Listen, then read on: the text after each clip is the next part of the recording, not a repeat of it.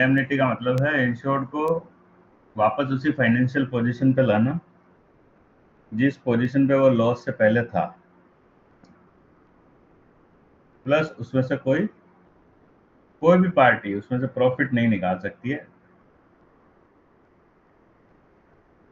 Party का यहाँ पे मतलब क्या है, चाहे इंश्योरेंस कंपनी हो, चाहे इंश्योर्ड हो, चाहे थर्ड पार्टी हो, ये तीनों है।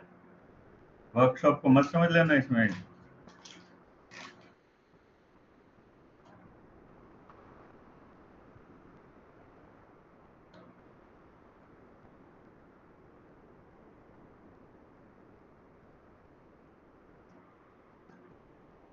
तो इंश्योर्ड का इंश्योरेबल इंटरेस्ट सब्जेक्ट मैटर में होता है, जो भी सब्जेक्ट मैटर का इंश्योरेंस वो करवाना चाहता है। इसीलिए कॉमन लॉ जो है वो प्रोवाइड करता है कि इंश्योर्ड उतना ही लॉस कवर कर सकता है पॉलिसी के अंदर जितना कि उसका एक्चुअल नुकसान है। यही इंडेमनिटी का प्रिंसिपल है।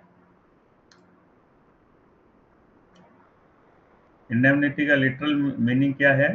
To make good the loss और डैमेज। टू मेक गुड का मतलब कंपनसेट करना लॉस और डैमेज को, ये मतलब है।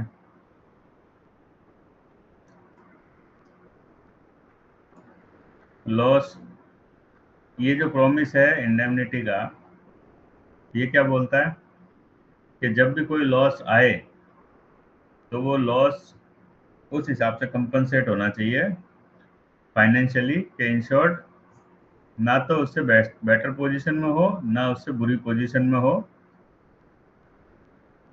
इंडेमनीफाई करने के बाद में। The object of this principle is to place insured after a loss in the same pecuniary position. Pecuniary का क्या मतलब है? Pecuniary वर्ड जहाँ पे भी आ रहा है उसका सिंपल सा मतलब है पैसा। ये जो वर्ड है ना पेक्यूनरी, इसका मतलब है पैसा। सेम फाइनेंशियल पोजीशन में उसको रखना है।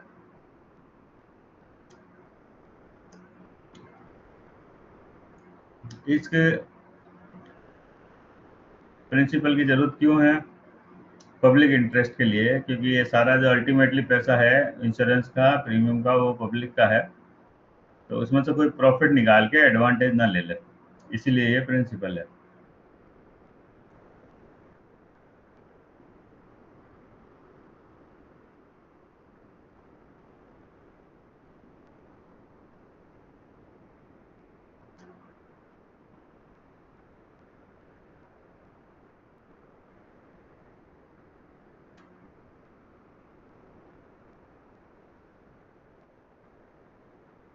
ये प्रिंसिपल कहाँ पे लगता है? जहाँ पे कोई भी लॉस इंश्योर्ड का जो है वो पैसे में नापा जा सकता है, वहां पे ये प्रिंसिपल अप्लाई होगा। यहाँ पे ये इंपॉर्टेंट अंडरलाइन करेंगे अपन, it does not apply to insurance of person. ठीक है सर? जय भैया, ये वाला इंपॉर्टेंट है। ये क्वेश्चन मोस्टली आता है कि क्या पीए पॉलिसी या लाइफ इंश्योरेंस में इंडेमनिटी का प्रिंसिपल काम करता है? तो वो काम नहीं करता है। ओके किस सर। किस किस किस में नहीं करता है? लाइफ इंश्योरेंस में और पर्सनल एक्सीडेंट में। क्यों नहीं करता है? क्योंकि यहाँ पे जो फाइनेंशियल लॉस है वो डेथ या बॉडीली इंजरी का, उसको पैसों में मेजर नहीं किया जा सकता है, क्योंकि उसका दुख तो उसी ने भोगा है। अगर उसका हाथ भी टूटा है तो तकलीफ तो उसी ने झेली है। उस तकलीफ का कोई पैसे में नाप तोल करने का फॉर्मूला नहीं है।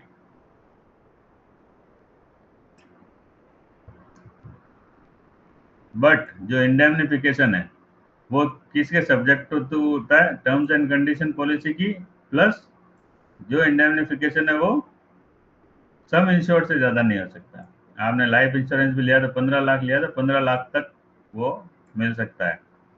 बट अब यहाँ पे इंडेमनिटी का मतलब क्या है? क्योंकि वो अगर अपना सम इंश्योर्ड 15 लाख की जगह 30 लाख लेना चाहे ना तो भी ले सकता है, क्योंकि उसकी वैल्यू तो खुद के लिए अनलिमिटेड है, अनमोल है वो। तो वो किसी भी वैल्यू का इंश्योरेंस करा सकता है। सेकेंडली, बीमा कंपनी किस हिसाब से इंश्योरेंस करती है, क्या देख के करती है, उसकी प्रॉपर्टी कितनी है, अर्निंग कैपेसिटी कितनी है, लाइबिलिटी मतलब उसके ऊपर कितने जन निर्भर हैं, और उसकी लाइफ कितनी बची हुई है।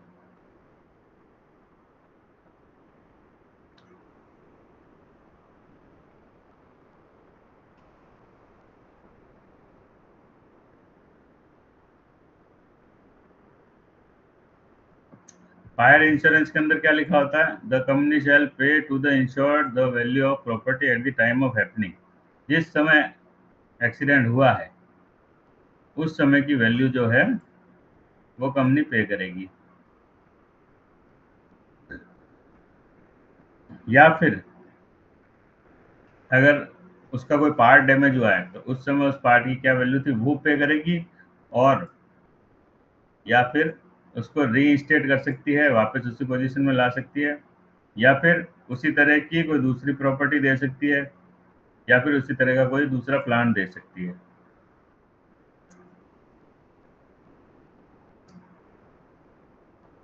वैल्यू का क्या मतलब है यहाँ पे, वैल्यू का मतलब है मार्केट वैल्यू। किसमें, फायर इंश्योरेंस में।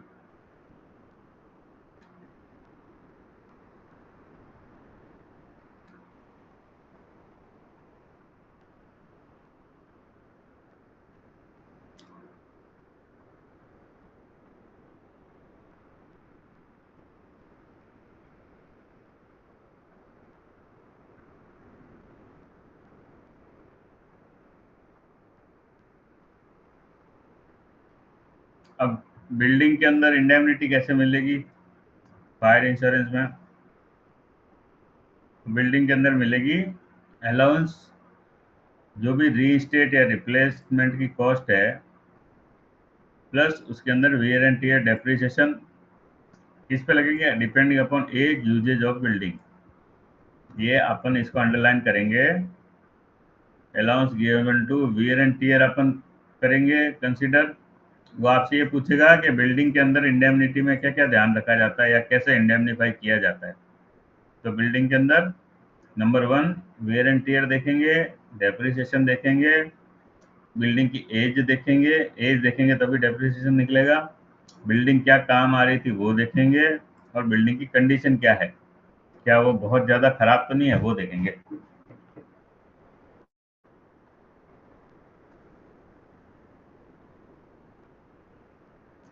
उसके अलावा क्या देखेंगे कि जब बिल्डिंग को अपन वापस ठीक कराते हैं तो कभी कभी उसमें बेटरमेंट भी हो जाता है, मतलब पहले से अच्छी भी हो जाती है, तो वो बेटरमेंट भी अकाउंट में लेंगे अपन, बेटरमेंट भी एडजस्ट करेंगे जब अपन इंडेमनीफाई करेंगे उस बिल्डिंग को। ठीक है, तो ये सारे पॉइंट आप अंडरलाइन कर लो, age, wear and tear, depreciation, usages, condition, betterment.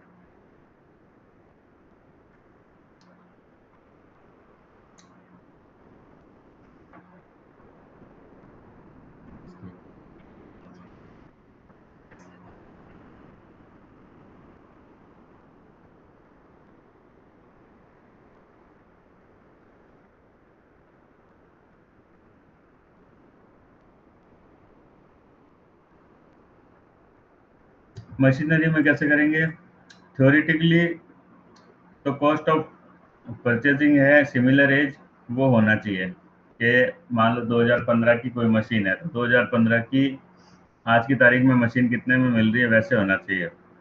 But ये पॉसिबल नहीं होता है क्योंकि बहुत सारी मशीनें टेढ़ी मेढ़ी तरीके की भी होती है, कस्टमाइज्ड भी होती है।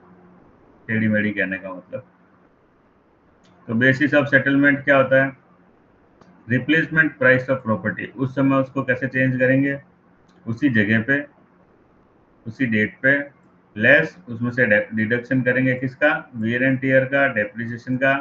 मशीनरी डैमेज और रिपेयरेबल है तो इंडेमनिटी कॉस्ट रिपेयर पे ली जाएगी। Same approach fixture, fitting, furniture, electric में ली जाती है। अब आ गए स्टॉक में, अभी तक तो अपन ने डेप्रिसिएशन काटा था, अब स्टॉक मतलब गोदाम में जो माल पड़ा है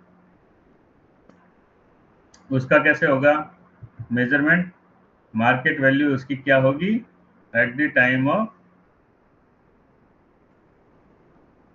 time and place of fire, जहाँ पे आग लगी है उस समय उस माल की क्या वैल्यू थी, वो स्टॉक की मार्केट वैल्यू होगी।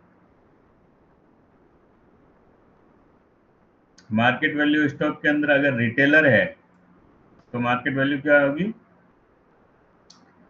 उस रिटेलर को ये स्टॉक होलसेलर से कितने में पड़ा, वो मार्केट वैल्यू होगी। ये सारे इनमें क्वेश्चन ही है भैया, ये मैं जैसे अंडरलाइन कर रहा हूँ वैसे करते रहना। उस रिटेलर को वो सामान कितने में पड़ा है, ना कि उसने उसको कितने में बेचना है। मतलब एमआरपी को अपन इंडेमनीफाई नहीं करेंगे, उसकी जो लैंडिंग कॉस्ट है उसको कितने में पड़ा है वो इंडेमनीफाई करेंगे।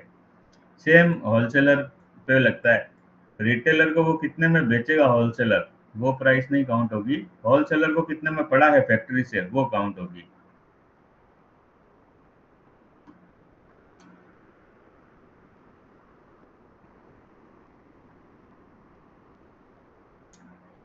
उसके अलावा कच्चा माल है तो the cost at which it can be purchase from supplier, supplier से जिस रेट पर खरीदा है कच्चे माल की उस हिसाब से इंडेमनीफाई किया जाएगा। ये हो गया तैयार माल, ये हो गया नीचे वाला कच्चा माल।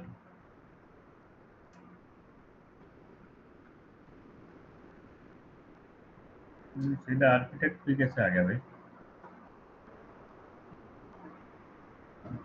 अब फायर पॉलिसी क्या अलाउ करती है इंडेमनिटी के लिए, आर्किटेक्ट फी, उसकी इंडेमनिटी क्या है, actual fees subject to limit specified in policy. तो आर्किटेक्ट फी में इंडेमनिटी कैसे होगी, actual fee subject to limit specified in policy.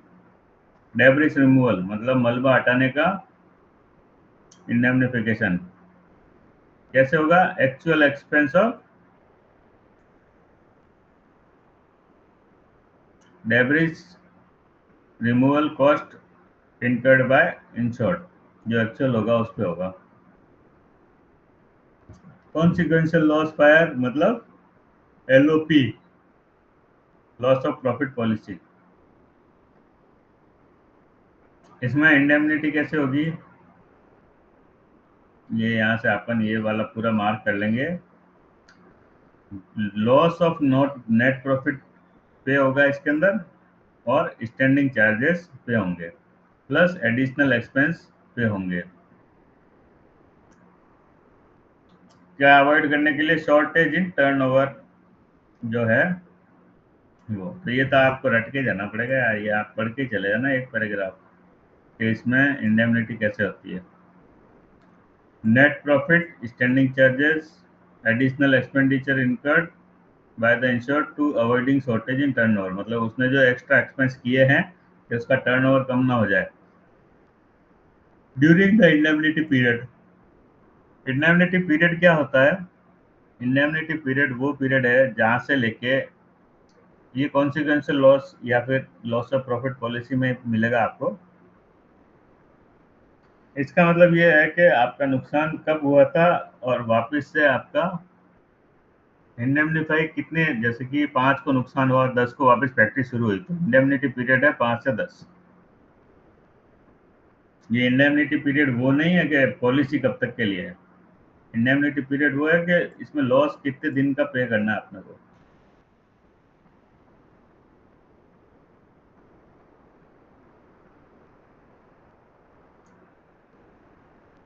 उसके अलावा इसमें क्या देखेंगे, ट्रेडिंग प्रॉफिट। अगर वो एक्सीडेंट नहीं हुआ होता तो एक्सीडेंट के दिन से वापस फैक्ट्री नॉर्मल कंडीशन में आने तक उसने ट्रेडिंग प्रॉफिट कितना कमाया होता, वो कैलकुलेट करके भी पे किया जाता है। अब ये प्रिंसिपल मॉडिफाई कैसे होता है, तो रीइंस्टेटमेंट वैल्यू पॉलिसी, ये फायर के अंदर एड ऑन पॉलिसी है। इसके अंदर क्या है, ऊपर अपन ने देखा था बिल्डिंग पे डेप्रिसिएशन वगैरह लग रहा है।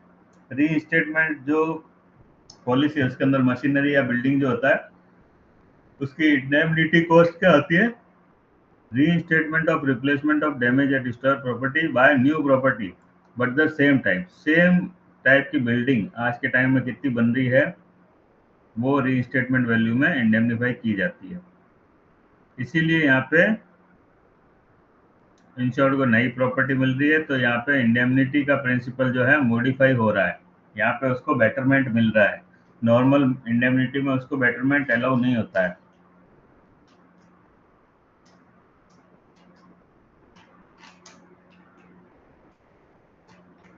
थोड़ा बहुत यहाँ पे इंडेमनिटी क्या बची हुई है कि जो रिप्लेसमेंट होगा वो जो मशीन या बिल्डिंग है उसके इक्वल ही होगा, उससे बढ़िया क्वालिटी की बिल्डिंग नहीं मिलेगी उसको, या उससे ज़्यादा बड़ी बिल्डिंग नहीं मिलेगी उसको।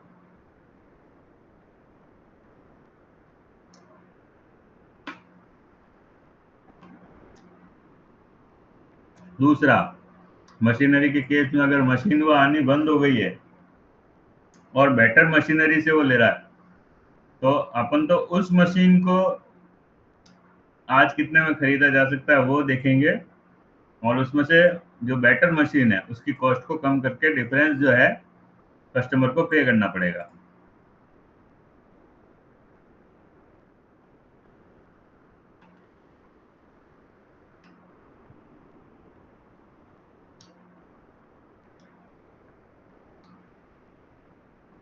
उसके अलावा जैसे जैसे समय बढ़ता है तो लेबर मटेरियल वगैरह की कॉस्ट भी बढ़ती है पार्सल लॉस में, तो अगर उस बिल्डिंग का सम इंश्योर्ड ज़्यादा है तो वो भी कवर की जा सकती है।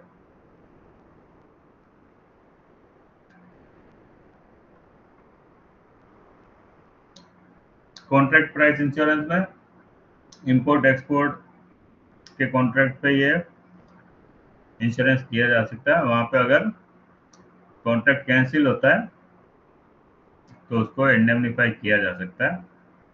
ये पॉलिसीज कौन लेते हैं? होलसेल मर्चेंट रहते हैं इंपोर्ट गुड के लिए। तो आप सिर्फ इसमें सिर्फ आपका क्वेश्चन ये बनता है कॉन्ट्रैक्ट प्राइस इंश्योरेंस कौन लेता है? तो होलसेल मर्चेंट लेता है इंपोर्ट गुड के लिए।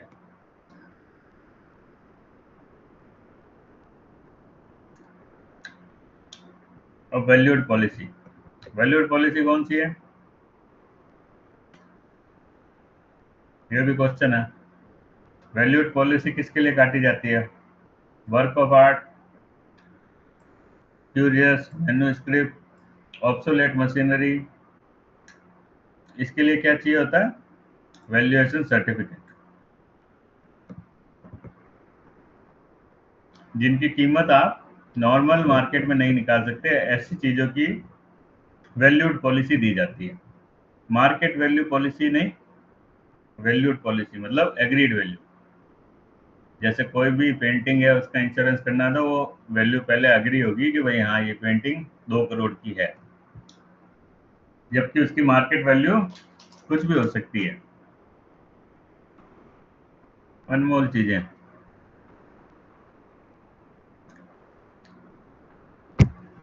मरीन इंश्योरेंस में इंडेमनिटी कैसे अप्लाई होता है? In manner and to the extent agreed. दोनों पार्टियों ने जिस तरीके से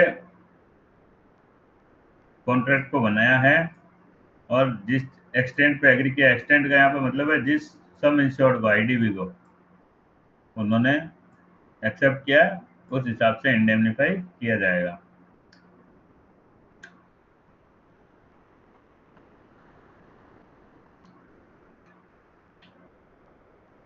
अब जो जहाज होते हैं उनमें भी जो वैल्यूएशन निकाल के देते हैं वो पूरी नहीं आ पाती है, तो इसीलिए वहां पे भी एग्रीड वैल्यू पॉलिसीज इशू की जाती है।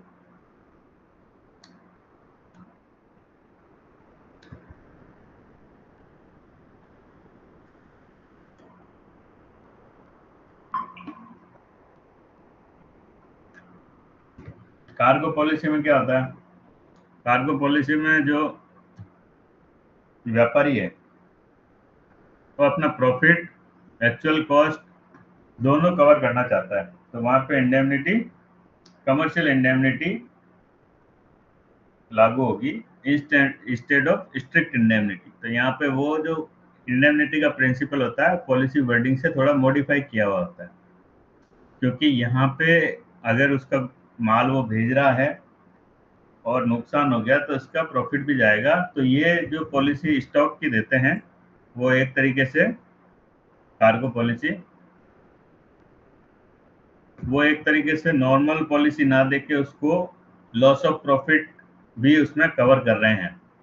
तो यहाँ पे कमर्शियल इंडेमनिटी वर्ड काम में आ रहा है।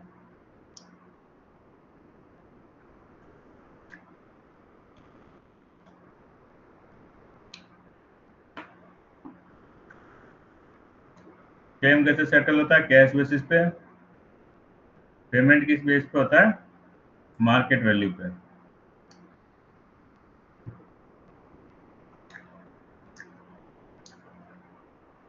सम इंश्योर्ड इसमें क्या होता है?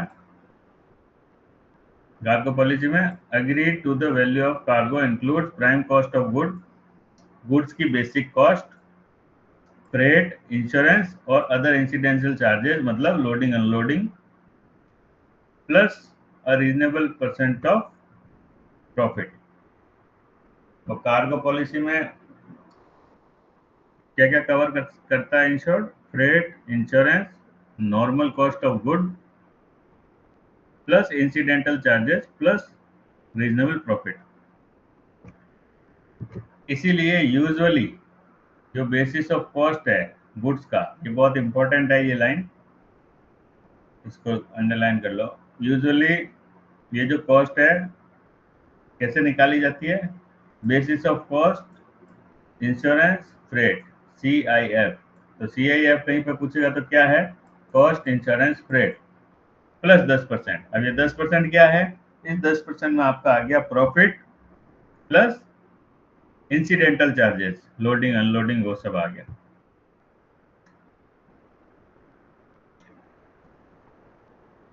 टोटल लॉस में क्या होगा? जितनी कॉस्ट तय की हुई है वो वैल्यू मिलेगी।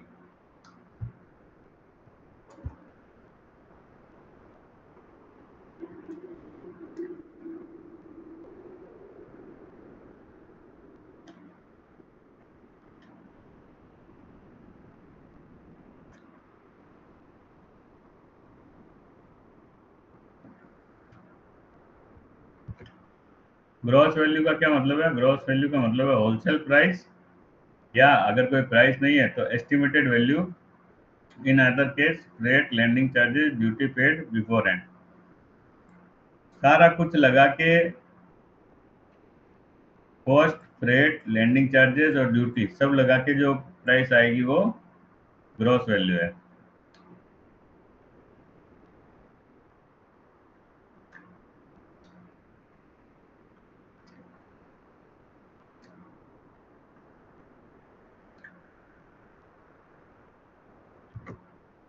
हल पॉलिसी कैसी पॉलिसी है? Valued policy. ये वाला मार्क करेंगे अपन। Hull policies are valued policy. Sum insured पहले से फिक्स किया होता है इंश्योर्ड और इंश्योरर के बीच में, जो कि एक फेयर वैल्यू होती है। शिप टोटल लॉस होती है तो इंश्योर्ड वैल्यू, जितने का इंश्योरेंस कराया हुआ वो पेड होती है। और शिप जब डैमेज होती है तो रीजनेबल कॉस्ट ऑफ रिपेयर दिया जाता है, ये वाला।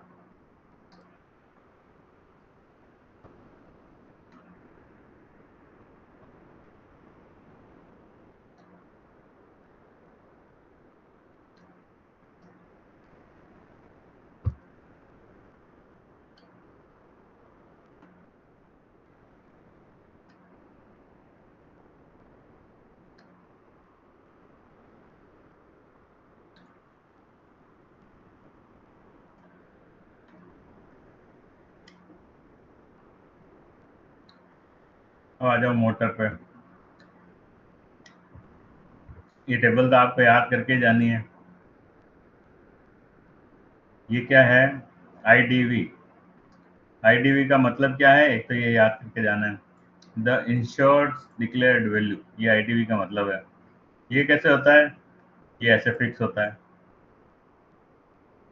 इसमें कुछ समझाने की जरूरत है नहीं, बट क्वेश्चन जरूर आता है। दूसरा क्वेश्चन इसमें से ये वाला आता है, अगर 5 साल के ऊपर, वो आपको ऐसे नहीं देगा, क्वेश्चन ऐसे देगा कि एक गाड़ी है जो 2014 मॉडल है, उसमें आईडीवी कैसे लेंगे? 5%, 10%, 30%, 40%, या फिर एग्रीड वैल्यू या जो भी म्यूचुअली एग्रीड, ये वाली लाइन देगा। तो जो भी 5 साल से ऊपर की गाड़ियां हैं, 5 साल से पुरानी गाड़ियां हैं, या फिर ऑब्सोल्यूट मॉडल है जो मार्केट में अवेलेबल नहीं है, जो कि मॉडल डिसकंटिन्यू कर दिए हैं मैन्युफैक्चरर ने, उनकी जो आईडीवी है वो म्यूचुअली एग्री करके लेते हैं इंश्योरर और इंश्योर्ड दोनों। इसमें इंडेमनिटी कैसे लगती है? टोटल लॉस या कंस्ट्रक्टिव टोटल लॉस में IDV less rack value. Rack का मतलब हो गया कबाड़ की वैल्यू, साल्वेज। तो अगर टोटल लॉस हो गई तो इंडेमनीफाई कैसे होगा? IDV less rack. Constructive total loss का क्वेश्चन हर बार आता है घुमा फिरा के। कंस्ट्रक्टिव टोटल लॉस कितने परसेंट से ऊपर होता है? तो 75%। आईडीवी के 75% से ऊपर अगर एग्रीगेट कॉस्ट जारी है तो टोटल लॉस होता है। पार्शियल लॉसेस में क्या होता है? रबर, नायलॉन, प्लास्टिक पे 50, फाइबर पे 30% काटते हैं, डेप्रिसिएशन लगाते हैं। ग्लास पे नील। वुडन का जरूर आता है, तो वुडन का आप पढ़ के जाएं। वुडन और मेटल का सेम होता है, ये वाले आप इसको पढ़ के जाएं, क्या नाम है टेबल को। वुडन और मेटल का सेम होता है।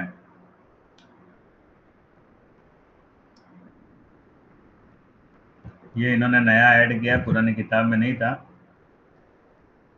पेंटिंग वाला rate of depreciation for painting 50% of material cost of painting charges. मतलब पेंटिंग की जो टोटल मटेरियल कॉस्ट है उसका 50% डेप्रिसिएशन मटेरियल पे, पेंट मटेरियल पे लगेगा। अगर कंसोलिडेटेड बिल है, पेंट मटेरियल अलग अलग नहीं है, तो पेंट मटेरियल का जो कंपोनेंट है वो 25% गिना जाएगा। तो 25, जैसे 1000 रुपए का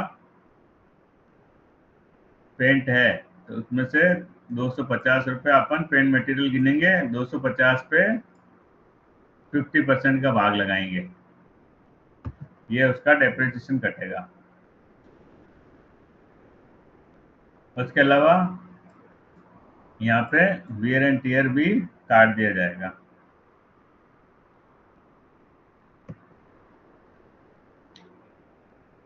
अब विंटेज कार का कैसे होता है? तो मोटर टैरिफ ने एग्रीड वैल्यू, मतलब वही पहले से ही मार्केट वैल्यू नहीं होगा, जो वैल्यू एग्री की है पॉलिसी बनाने से पहले, वही इसमें देखी जाएगी। तो agreed value policy vintage car पे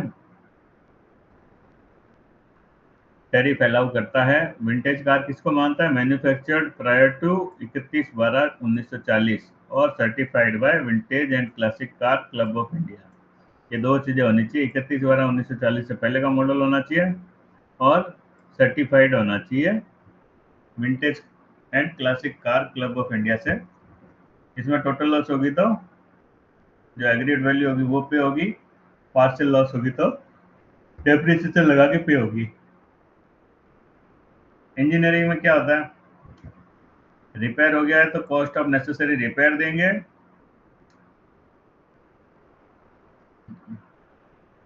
रिपेयर कैसा होना चाहिए? To make the machine in same condition it was immediately before the occurrence of damage. Less salvage, salvage उसमें से इंजीनियरिंग में काटेंगे। टोटल वैल्यू ऑफ प्रॉपर्टी अपन देंगे लेस साल्वेज। ये दोनों गोले कर लेना कि भाई इंडेमनिटी इसमें कैसे देंगे।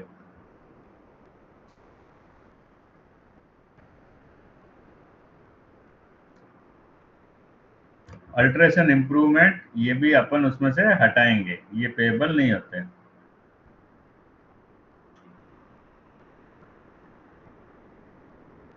मिसलेनियस में अलग अलग पॉलिसी के हिसाब से अलग अलग होता है, इसमें कुछ है। प्रॉपर्टी में बर्गलरी है। बर्गलरी में क्या कहता है कि जितनी उस चीज की एक्चुअल वैल्यू होनी चाहिए बिलीव करने लायक, उतनी वो पे होगी।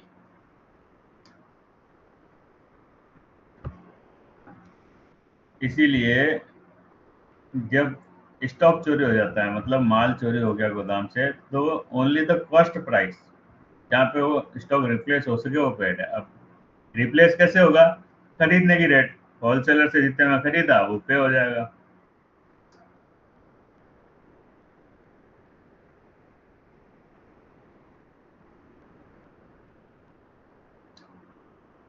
उसी तरह से फर्नीचर या वुडवर्क है, वो जितना डैमेज हुआ है उतने पोर्शन का रिपेयर उसको मिल जाएगा।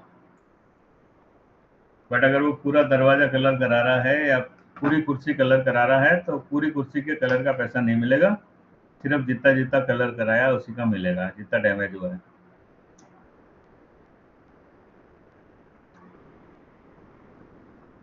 इसमें भी इंश्योरेंस कंपनी के पास ऑप्शन है, वो रीइंस्टेट कर सकते हैं, रिप्लेस कर सकते हैं, रिपेयर करा सकते हैं, या फिर रोकड़ पैसे भी दे सकते हैं। किसी चारों में से किसी तरीके से भी इंडेमनीफाई कर सकते हैं। उसके अलावा इसमें सब्रोगेशन भी लगता है। सब्रोगेशन कैसे लगता है कि अगर वो चोर पकड़ा गया और उससे माल बराबर हुआ, तो वो प्रॉपर्टी इंश्योरेंस कंपनी की होगी। बैगेज के अंदर जो इंट्रिंसिक वैल्यू, इंट्रिंसिक का मतलब यहाँ पे है जिसको पैसे में नापा जा सकता है। मान लो कि ये 2000 की लगभग कॉस्ट है, तो 2000 उसकी इंट्रिंसिक वैल्यू है। इमोशनल वैल्यू पे नहीं होती। बैगेज के अंदर जो इंट्रिंसिक वैल्यू है वो पे होगी, subject to sum insured. Sum insured भी देखा जाएगा कि भाई सम इंश्योर्ड कितना है। हर आइटम का अलग सम इंश्योर्ड होता है, उस हिसाब से पेमेंट होगा। All risk insurance on jewellery, valuable work of art may be issued on agreed value basis to avoid problem of arriving. तो jewellery, valuable work of art वगैरह होते हैं, आपने पहले भी पढ़ा था कि इनको वैल्यूड पॉलिसी देते हैं, तो इसके अंदर पहले से एग्री कर लेते हैं भाई ये ज्वेलरी इतने की है, ताकि डैमेज के टाइम पे झगड़ झंझट ना हो, भाई ये कितने रुपए आपको पे करने हैं या कितने की ये ज्वेलरी थी। वैल्यू कैसे फिक्स कर सकते हैं? In consultation with professional valuer. Valued policy का मतलब क्या है? जहाँ पे sum insured is agreed between insurer and insured as the value of property insured,